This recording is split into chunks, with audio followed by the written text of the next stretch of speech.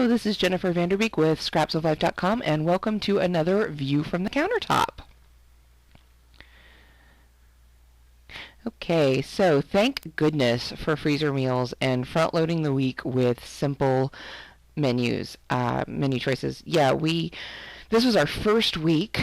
If you follow me on Facebook and Instagram, and then you know we got a dog the previous week, and this was our first full week with Duncan in the house, and so we really didn't know what we were going to expect. So kudos to me for thinking of front-loading the menu with some very simple, basic suppers. This is sweet potato kale turkey burgers that I made up a while back and just had in the freezer.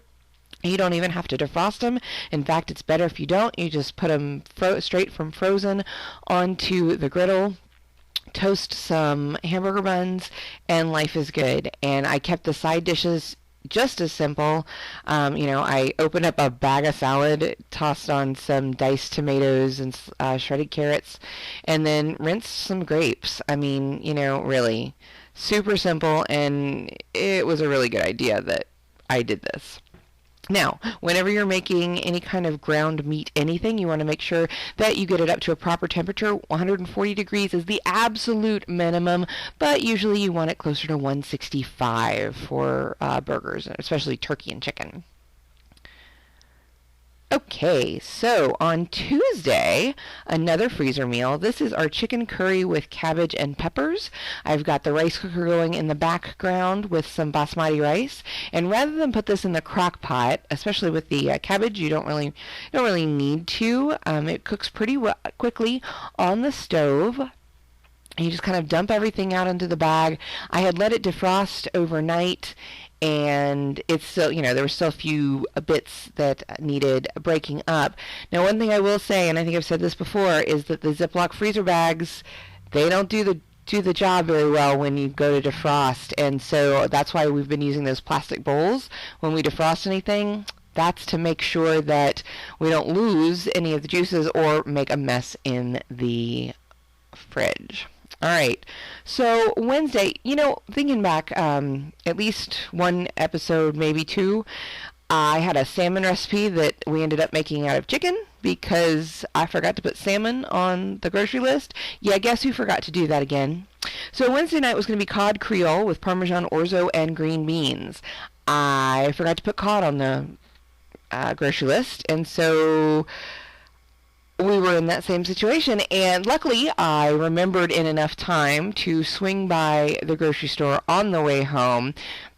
Now, the benefit of this is that I had to buy fresh cod as opposed to frozen because I didn't want to have to get home and then defrost it on top of all of that. And it probably made the dish 10 times better. I'm fully aware that fresh is better than frozen, but I also am fully aware of the fact that how many times I put off cooking fish and how often we would be throwing stuff away or letting it go bad before I actually got around to making it. So, but the Cod Creole is very simple. It's topped with some green onions, yellow bell pepper, and tomatoes with a little bit of salt, pepper, garlic, olive oil, and whatever other seasonings you want to throw in there. I will link the source recipe in the blog post that goes with this video. Now, because I was using a whole, more or less, cod fillet instead of individually cryovac portions, I needed to kind of flatten it out a little bit. So I sort of did a loose, rough and tumble butterfly of portions of it, just so that I could get kind of a sheet of cod. I know, it sounds so appetizing, right? But trust me, it made sense. That way that I could put the topping on and put it in the oven, and it would cook all correctly and not, and be fairly even. It may not have looked great on its own, but once it was topped, you couldn't tell. Gluten-free orzo has this little habit of basically not cooking up in separate little grains or, bits. It releases a lot of starch, at least the one brand we've been able to find. So I always treat it kind of like a risotto or mac and cheese to begin with, and so you don't even drain it, you just add a little bit of Parmesan cheese, butter, and salt, and it's good to go. All right, so Thursday was Cinco de Mayo, and I didn't really want to do tacos or nachos or anything like that, so I decided I had found this recipe for Mexican street corn salad, and again, that's the link will be in the companion blog post to this video. And to pair with it, since I was far more interested in the salad than anything else, I just got a pretty large steak here. I think it was a top sirloin steak. I don't know. Flank steak would have been my preference, but they actually didn't have it, so I just went with something that looked decent enough.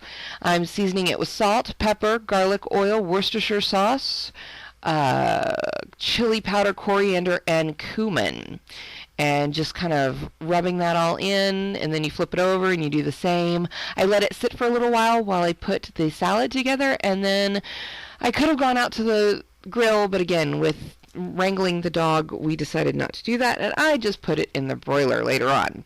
Now, for that Mexican street corn salad, rather than using a mayo base, it uses Greek yogurt. Actually, it was supposed to use plain yogurt, but I keep Greek yogurt in the house, so just add a little bit of water, and it works. And then there's some lime juice in there. And it was supposed to be agave, but agave is very high in fructose, so I used some local cane syrup instead. And again, a little bit of chili powder, and I think we put some cumin in here as well. Yep, that's that big container. And yes, folks, we will go through that container in about 6 to 8 months. That's not unusual for us at all. And again, that is an OXO salad dressing shaker or bottle, and it really is lovely to work with. But the Mexican street corn salad is really, cause if you've ever had the elotes, or I guess I'm pronouncing it correctly, I don't know, but it's the corn on the cob where they cover it with the mayo, cheese, and spice mixture. It's really tasty and really messy. So this version kind of takes it off the cob and makes it into a much easier to deal with concoction. Now, it called for corn and black beans. I didn't have black beans, and I don't get along, so more the pity. And so, but we had, and I was already doing a substitution with eggplant later in the week, so I used the green and yellow squash that we had in the crisper that needed using up. And here's the steak again. I put it under the broiler so that, it was sort of the medium rare, depending on which portion of the steak you were cutting up. Just sliced it on the bias, and that's the dressing for the corn salad went really well on the steak, too. All right, Friday, we ended up getting takeout because I had First Friday that night and really didn't feel like cooking when I got home. But this is Saturday, and it's the sweet potato carbonara with spinach and eggplant. It's supposed to be spinach and mushrooms, but mushrooms are a high food map food, so I substitute eggplant in recipes like that. Now, I was using the veggetti, or at least attempting to, but my sweet potatoes were kind of on the long and narrow side, and it actually was harder to deal with them in that particular spiralizer. So I ended up just making really small julienne cuts with another mandolin. And then for carbonara of any sort, whether you're using pasta or vegetable noodles, you save some of the pasta water to help smooth out the sauce.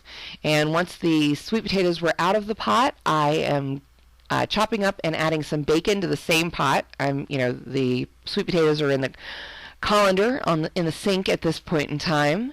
And after the bacon gets crisped up a little bit, the eggplant can go in, and everything can kind of just, hang out together and cook down.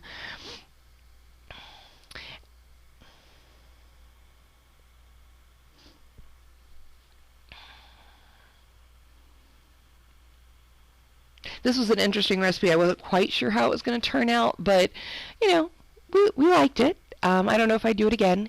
Now, carbonara does use whole eggs as the sauce, and you rely on the heat from the noodles and the pasta water and the rest of the ingredients to cook them in the pot, as opposed to separately cooked sauce. It is safe. I mean, if, it's safe enough. I wouldn't, if you're worried about it, let your conscience be your guide.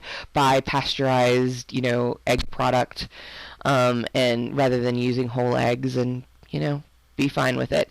Then just a little bit of garlic oil and Parmesan cheese, and that is going to get mixed in with the noodles, well, the sweet potato noodle things, the eggplant, the bacon, and a little bit of the reserved water. Now, I reserved even more than it called for in the recipe, just because I find it just easier to have more on hand rather than less. Nothing's going to really hurt. There's the eggplant going in.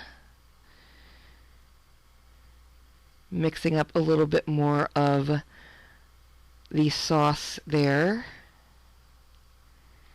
Could you use just egg whites? You could, but you'll lose a lot of the mouthfeel from the egg yolk, so I wouldn't suggest it.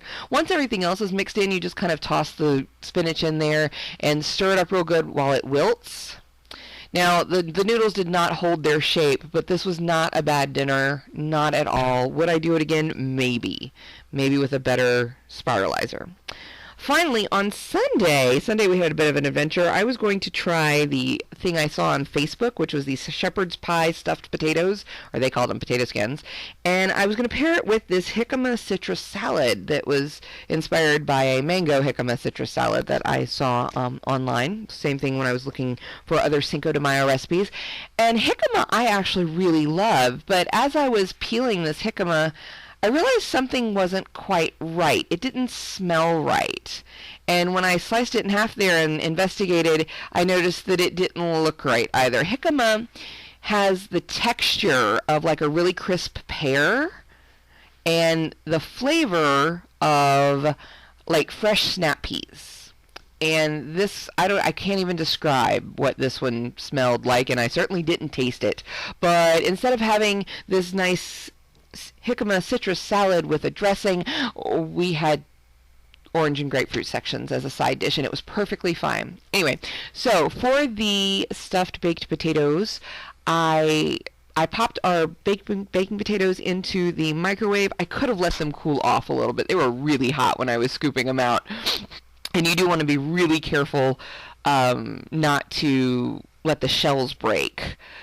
And then for the filling, it's green onions and ground beef, to which we're going to add some broth and Worcestershire sauce, and then a little bit of flour to make a roux, basically. You're going to thicken it up. Now, I was using coconut flour, and I needed to double the liquid, and I didn't. So ours were a little bit drier. They didn't have as much gravy, but they were still pretty tasty.